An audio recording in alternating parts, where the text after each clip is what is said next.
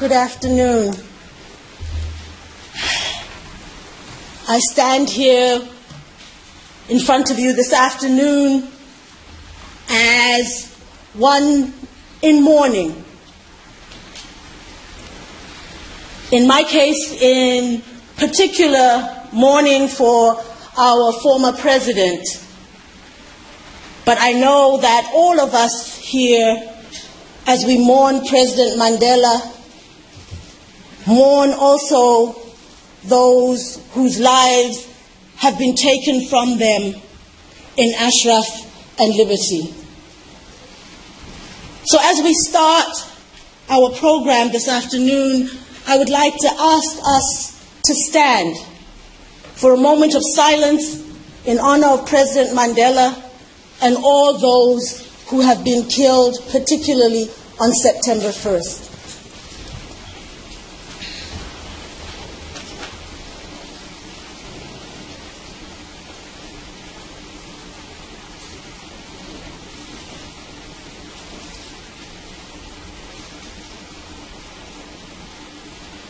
Thank you.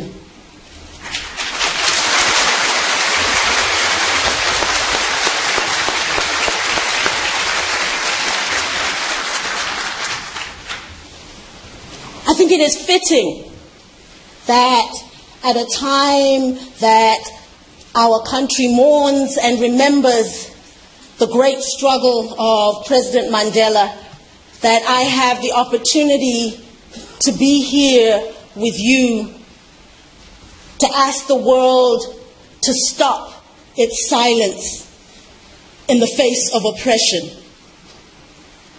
If there is one thing that President Mandela stood for, it was that our human rights internationally are connected one to the other.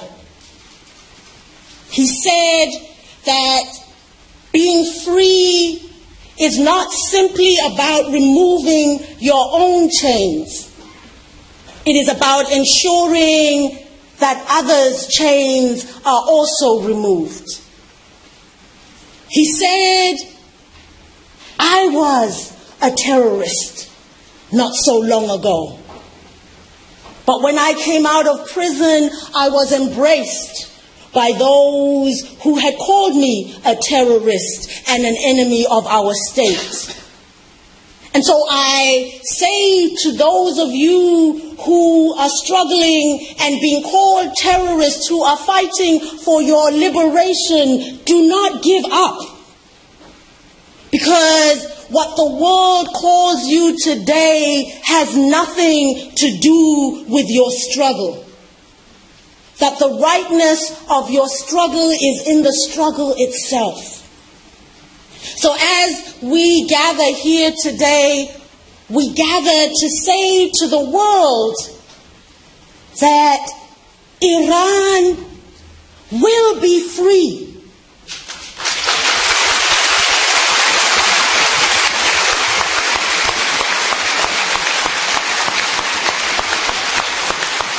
We gather today to demand that the world listen to our voices and refuse to be silent in the face of massacres.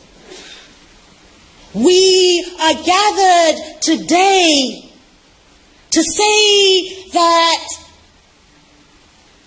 it is not right that we talk of a culture of human rights, that we talk about the need for democracy around the world, that our leaders speak of the inalienable right of every human being and then are silent in the face of massacres such as happened on September the 1st. We are here to say we will not be silenced. And we will demand that the deaths of those innocents executed, murdered, are investigated, and that those who are behind this violence be brought to justice. We are gathered today because we know that injustice never is victorious. We are gathered today because we are those who insist that our world is a world of justice. We are gathered as those who say we will speak out, we will challenge, we will support. But underlying all of that is a demand for justice and human rights. We are gathered today to remind the world, and in particular the leaders of the free world, in particular the United Nations Organization and the United States government, which assured the protection of the refugees in Iraq. We are here to remind them that murdered people are not safe, that hostages are not safe. So you assured their safety. What are you going to do now? We call for an end to the silence. We call for voices to be lifted,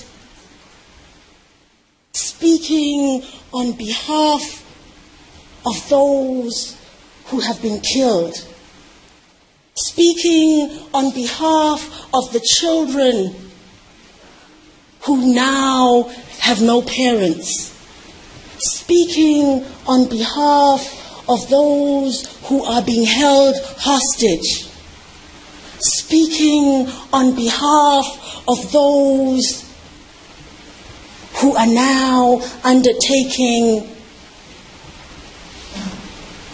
a hunger strike, that we will be their voices, demanding that their death, demanding that their sacrifices not be in vain, demanding that the pains that they suffered not be simply swept under the carpet of political expediency. We are here today to say the silence ends today.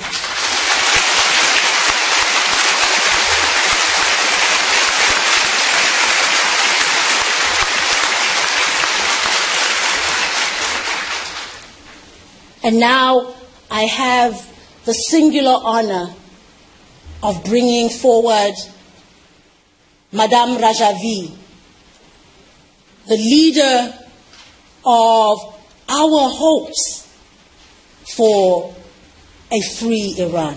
Thank you.